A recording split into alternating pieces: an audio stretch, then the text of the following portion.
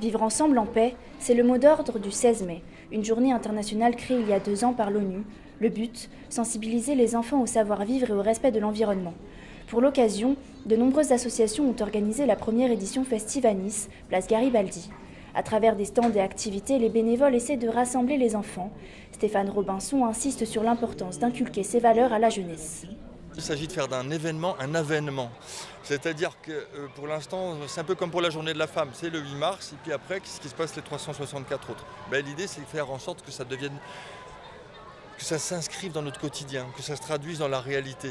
Donc quelque part, toutes ces activités, mine de rien, de façon très ludique, très pédagogique, transmettent ces valeurs-là, de façon plus ou moins directe. Au programme de la journée, origami, calligraphie chinoise et jeux de dés sur fond musical, autant d'activités pour plaire au plus grand nombre.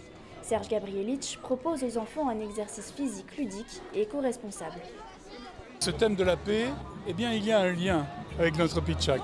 Déjà, le pitchak, il est basé sur un lien. On récupère de vieilles choses, on les attache ensemble.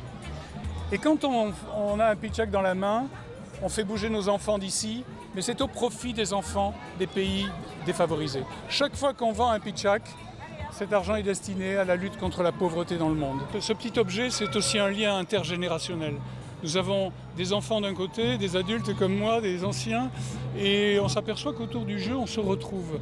Et on s'aperçoit que nos enfants nous font parfois de bonnes informations, nous transmettent des messages fondamentaux. Rendez-vous l'année prochaine pour une seconde édition où la devise « Construisons l'avenir avec l'autre et non pas contre l'autre » prônera encore.